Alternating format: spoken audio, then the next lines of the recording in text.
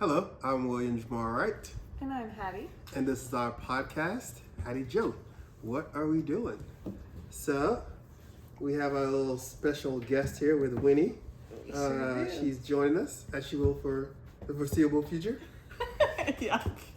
So, on this episode of the podcast, we will actually be talking about our most recent trip to Canada, PEI, Charlottetown. Yes. Yeah. Prince Edward Island. Prince Edward Island, Charlottetown, Prince Edward Island. That's right. So we had a great trip there. Did we? I mean, Yeah. we had a great trip, but the Yeah. trip there. Yeah, like there, like while we were there, the trip. While was we great. were there, we had some harrowing trip situations Yeah. to get to there, is what I'm referring to. And so like we started the trip on a Friday night, since that was the like shortest amount of travel time. Well, and we had my grandmother's memorial was on Sunday in the afternoon. And so we were trying to get there by Sunday. And keep in mind, Prince Edward Island is 4 hours ahead of Arizona. Yeah. So that was working against us. And it's not the most common place to travel to. Yeah. So in the summer, they have additional flights to PEI, but that's only like 3 a day. Yeah. They're at the same time every day, right? So we have to catch one of those flights. So then you need to get somewhere that the trips to PEI are leaving from, which is very few places. Yeah. So then, to get from Phoenix to one of those places is also a challenge. So yeah, we chose, it was either to have a travel day of close to 24 hours or a travel day of closer to like 13, 14. So we chose the 13, 14, but that included a red eye from Phoenix to Toronto. Sorry, I didn't mean to cut you off, so go ahead and... Yeah. I mean, Okay. that's pretty much it. Yeah. Yeah. We went to, so we boarded the red eye. Winnie's first flight. Winnie's first flight at Friday night. Got to the airport, hung out at the airport a little bit, and then we got on our flight. And the flight, like, it was a little difficult. There wasn't very much leg room. It was the smallest plane we've ever been on. Definitely the smallest plane I've ever been on. Like, I wasn't able to get comfortable at all. And me not being comfortable, I'm pretty sure that invaded on Hattie's comfort because of my long legs, like trying to get the right angle to. But there was nothing to be foot. done. Like you couldn't fit just regular in the seat. You had to be sideways. Yeah. And there's nothing to be done about that, So yeah, needless to say, neither of us slept on that red eye, but Winnie slept, so that was the important thing. Yeah, that was what we were most worried about. And so we got to Toronto. Which we were supposed to land in Toronto at like 7, between 7 and 8. Yeah. And then we were supposed to catch the next flight at 10, right? Or 9? 9, I think. Yeah. 9 to be, we were supposed to land in Charlottetown at noon. Yeah. And so I think there's an hour time change between Toronto and PEI. So I think we were leaving Toronto at like 9:30, something like that. And so we get to Toronto, we get all the way down to our gate, go through customs and everything. Everything's going swimmingly at this point. And then we get to the gate and like we see our flight crew there. Everybody's like ready to go. And then like 30 minutes before the flight, they're like, this flight has been canceled. We get a text message and they're like, we will update you on like rebooking in the next 30 minutes. So we're like, the flight crew's upset. Like, they're like, I can't believe this. People are like upset that they're coming over to talk to the people at the attendants at the gate. Yeah. I don't know if they're flight attendants, but they're not flight. They're the gatekeeper. People. Yeah. And they're like very upset, and I'm like, they can't do anything. Like they're finding out this information just as we are. Right. And so they tell all these people, you basically got to go to customer service to get more information because we don't have any information here. So we like within 30 minutes we got rebooked on the next flight, which was the one that left around 4 to get in at 6 or something like that. Yes. So we had a long wait, but we're like, okay, we can just hang out in the Toronto airport. We're still getting in on Saturday with plenty of time. Yeah. Because we also had like groceries to get Saturday, all sorts of things. We had a family member coming to pick us up at the airport. Like, okay, it's only, later that day, no big deal. Then... Yeah, and so we're sitting at the Toronto airport, and, well, we find out that we're on the same flight as her brother. Yeah, Rob, Sarah, and Oli and Wells. Yeah, Oli and Wells. And so we're all going to be on the same flight going into Charlottetown. So that was a silver lining. Yeah. And so we... Also, her dad and brother, youngest brother, Jeff, they were flying in as well with Susan. And we all got to hang out a little bit at the airport. Yeah, their layover was at the same time as ours in Toronto. And so we get to... Wait, so before that, we're in the Toronto airport. We're waiting for the rest of my family to arrive in Toronto. And Toronto is having ridiculous rainstorms, like thunder, lightning, rain, torrential downpour, and we're grabbing lunch, and suddenly an alarm starts going off. And this is the type of alarm, I thought it was maybe a fire alarm. It was extremely loud, every 5 seconds, a giant blaring noise. Yeah. And at first, everybody in the restaurant, including the workers, we're all looking around like, should we... be evacuating, but outside is like a torrential downpour. Like, that doesn't seem palatable. Yeah. But then neither does being inside if we're not supposed to be inside. And after a few minutes, everybody was like, no, this is, They'll tell us. They're like, they'll tell us if we're supposed to leave. Everybody just sit down and continue doing what you're doing. Doing what you're doing. But this alarm continued for 30 minutes, 45 minutes? It was it's probably like 20, 25 long. minutes. 20, 25 minutes, still an extremely long time for everyone in the entire airport to be this blaring. And when I tell you blaring, oh my God, it was so loud. I'm sensitive to loud noise, and this was like torture for me. Yeah.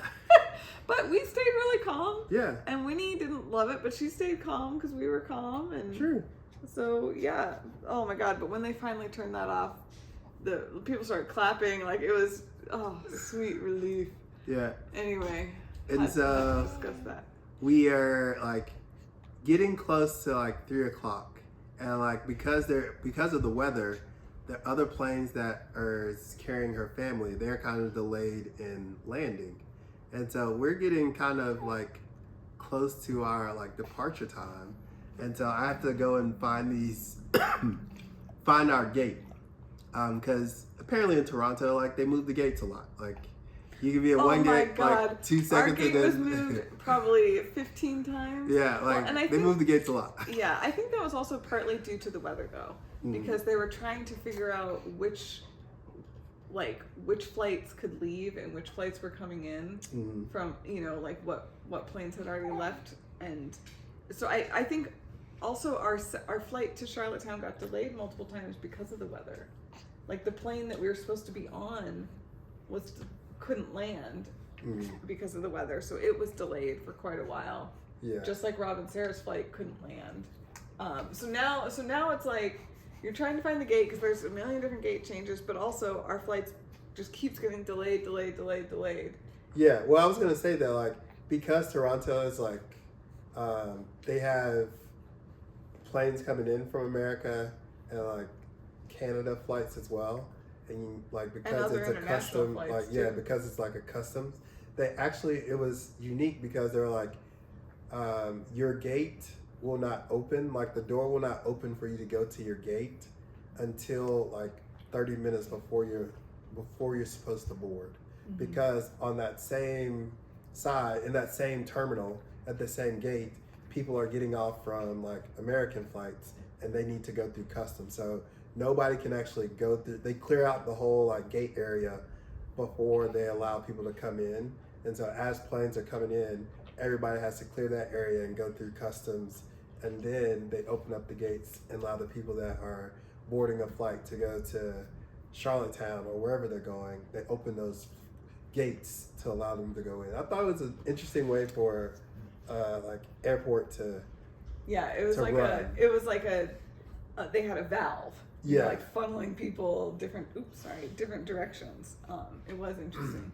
And we like their flight, like I'm looking for our gate, find out we can't go in until 30 minutes, and then your dad and your brother Jeff get there, Susan, and so they hanging out with us, and then our gate gets changed, and we're wondering if Sarah and Oli and Wells and Rob, if they're gonna make it, because they're still like trying to land.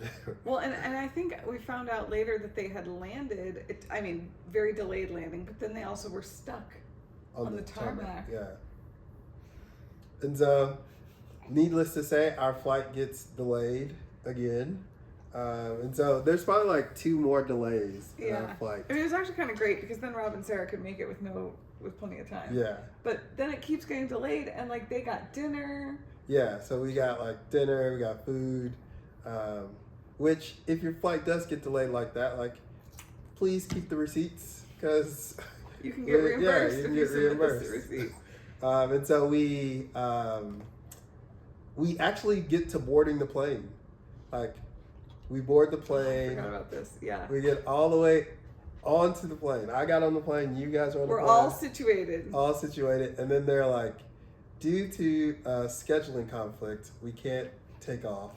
And like our co-pilot, basically, he's been on duty too long and he can't fly. So we're gonna deplane. We have another guy that's on his way, and we're hopeful that he will get here soon.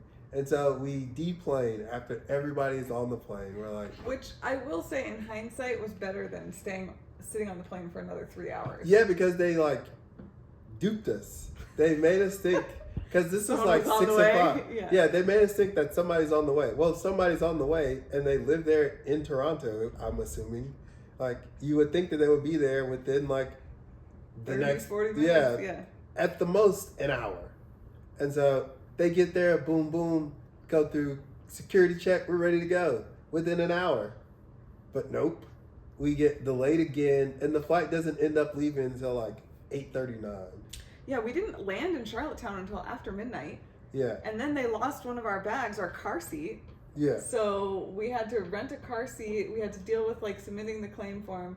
We didn't get to Uncle Blake's house until like 2 a.m, Charlottetown time. Yeah. And like we had been up Friday. You had to work Friday. Yeah. So we got up at our normal time Friday morning. And we were up the whole night Friday night, up all day Saturday, didn't get in until 2 a.m. Charlottetown time. Like, granted, there's a 4-hour time change, but I added it up, and it was like 37, 38 hours that we had been away. I had some naps in between there. Like I didn't. I wasn't straight. I wasn't up straight 37 hours. I might have, on that second flight, I might have slept 30 minutes. Yeah. But the first flight, I definitely did not sleep any. And in the airports, I didn't sleep any. Yeah. I slept on the floor at the airport. That's how tired we were. But oh my God, it was exhausting. Winnie slept. Like, Winnie was the champ. Yeah. She did great. She's our little world traveler. International woman of mystery. Yeah, we and land, intrigue. And your Uncle Blake comes and picks us up. Which was we rented a car seat. We're very thankful to him. And we actually stayed at his townhouse. Yeah, he has a little townhouse that he rents to college students. So we stayed there. And so we get there, and he's kind of giving us a little tour of PEI and talking about the history and everything, and showed us the university. And then he and I actually grabbed the pizza for dinner. So it was cool. Yeah. And then Sunday, the car seat gets delivered. The guy actually at the airport in PEI, he was actually like, such a bro. Yeah, he was so like, great. He knew what he was doing. He was like, all right, I know, I get this. This he sucks. knew what we wanted to hear too. He like, I get this sucks. I'm gonna get it to you ASAP. Like, if you like whatever you need, like, I told you to go get a car seat. Oh yeah, because so apparently the airline has car seats that they'll give you in these types of situations.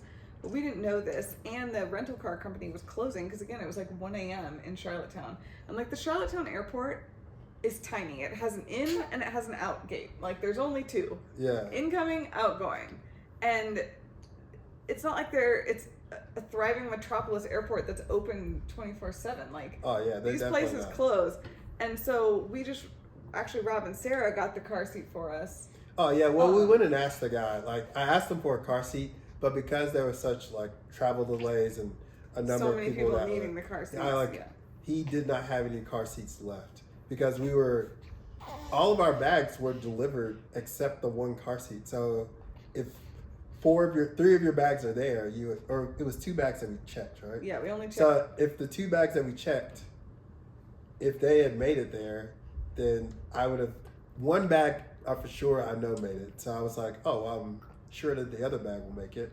And so we stayed at the little terminal or the carousel until the very end. And it was like, oh, well, our second bag definitely, there's well, the left. second bag made it because we had 2 actual checked bags. Oh no, that was the way home. We only had 1 actual checked bag, and the car seat was the second check. And so once we got, we had to go talk to the guy. He told us to go get a car seat from the car rental and submit a claim, and it worked out. It all ended up working out, and we were there in plenty of time for Grammie's memorial, which was lovely little service. Yeah. And we went to great, the service beautiful day, beautiful weather. Yeah, because we got in Saturday, right? Well, yeah, technically we got to Uncle Blake's at 2 a.m. on Sunday morning. Yeah, and so we woke up Sunday and just had a nice little relaxing, cool, chill morning. Ate some breakfast, and then off we went. Yeah, we went to the memorial, and it was nice to kind of see, I would say it's kind of like a Cutcliffe family mini reunion. Yeah, gravesite, or a Cutcliffe Oh yeah, there are many Cutcliffes buried at that location, at that cemetery. Yeah, both my grandparents, my dad's parents, my grandparents, my great grandparents on one side, several aunts and uncles, and other family members. There were lots of them. Yeah, so it's kind of cool to see all the lineage and the heritage there. So it was cool sight to see, and that all of your family was kind of, not all of it, but most of your all of your dad's siblings were there, right? Yeah, they were. So it was my first time meeting your Uncle Kirk. And Aunt Jackie. And Aunt Jackie, his wife. But everybody else I had met before. Yeah. And so it was great to see them. Kirk came up to me during the dinner that we had after the memorial. And we talked for a good 25, 30 minutes. And so that was good to have. And then we had a nice little lobster dinner. Lobster supper, as they may call it in PEI. Supper, not dinner. Yeah, dinner is lunch and supper is dinner. So lobster supper. It was very good. And then we left there, and we, the whole family was getting together at your Uncle Kirk's house, correct? Afterwards to just hang out. Afterwards, just to hang out as family. And so we all went over there and relax and hang out, and it's kind of cool to see kind of their little house set up. Kurt has a little soccer dungeon downstairs. Oh, I didn't see that. It's got all kind of training stuff and soccer tools that he can use to practice his skills. You can tell your family is definitely one that doesn't go half in on stuff. They go all in. They are laser focused on it. They're everything that I can do to make this the best possible experience, or things that I can do, what do I need to do this, and I'm going to do it 100% all the way. Yeah, you thought that was a trait for me, and then you met my brothers and my dad. Okay, maybe a trait for some people, and then you met everybody else, and you're it's a trait for everyone. Yeah. That's just... this is my interest. The whole family does this. Yeah, this is my interest, and I'm going all in on all this. And so, we hung out and chilled. It was a good time. Yeah. And then I, on Monday, because the memorial was on Sunday, on that Monday morning, or Monday afternoon, I left and came back to Phoenix. He had to work, unfortunately. Yeah, and so everybody else hung out and stayed. And so how was the rest of the It was really great. So, Rob and Sarah also had to leave a little early because their kids were in school as well. Mm-hmm. So it wasn't you were the only person that's school's back in session. But I stayed with Uncle Blake another couple nights, and then I went down to Kirk's cottage. So Uncle Kirk now has 2 cottages. So he and Jackie and some of his kids stayed in one, and Dad, Susan, and I stayed in the other. And we had plenty of beach time, plenty of family time, really relaxing downtime, just hanging out with each other. There was no big items on the schedule. Well, that's not true. We had one big item still in Charlottetown. We went to go see the musical Anne of Green Gables. So one giant heritage thing in Prince Edward Island is the author Lucy Maud Montgomery, who's a very famous author who wrote Anne of Green Gables, a very famous series of books, is from there. And Anne of Green Gables is based in Prince Edward Island. So it's like a huge tourist thing, and it's a huge heritage thing. I grew up loving Anne of Green Gables. There's all these attractions you can go to in Prince Edward Island about Anne of Green Gables. So anyway, every year they do a musical, and every year it's slightly different with, different parts of the books that are included, different emphases, like all sorts of stuff. So we went to that on Monday night, and Winnie was just enthralled. She loved all the music and dancing, and then she slept through the whole second half. She was so tired out from, she was literally just like mouth agape, eyes huge, looking at everything. And then the rest of the time was literally just hanging out at the cottages with nothing on the schedule and super relaxing. Just kind of go at your own pace. Yeah. Wake up, take a beautiful walk along the beach. PEI is really interesting because it's heavily wooded, very foresty, but then it's an island and a pretty small one, so surrounded by beach. So we would go on walks to the beach, and we'd walk through what felt like a field of wildflowers and grass, and then we'd get to a forest area, and literally the path is through the forest, heavily wooded. You're literally in a forest, and then in 100 yards, 200 yards, now you're at a beach, so it was all the things, and it was beautiful weather, and low 70s, very different from Arizona summers, which are low 110s. Yeah. So Winnie and I spent a lot of time outside just walking around. I had a little carrier that you got us, and she just loved looking around. She was amazed and feeling the wind on her skin, seeing the ocean. She was so alert and so curious, and just that kind of open mouth agape, eyes wide look was what wonder. She had. Wonder is truly what it was. And that was kind of fun to expose her to all that stuff. She had her first time in the ocean, which was, the North Atlantic Ocean, so it's cold all year round. She dipped her toes in. Wells helped her with that, and so we had one beach day that Ollie and Wells were there. The other beach days was just, we were hanging out with Uncle Kirk and Aunt Jackie. But she liked to feel the sand. She liked to dip her toes in the water. She has so many new experiences, and she got to, spend a bunch of time with a bunch of family that she doesn't always get to see. I don't always get to see. So yeah, it was just really nice family time. And like I said, relaxing kind of downtime by the ocean. Cool. So yeah, we slept with the window open every night, could hear the waves. Oh my God, and the breeze felt so good. Sea breeze. Yeah.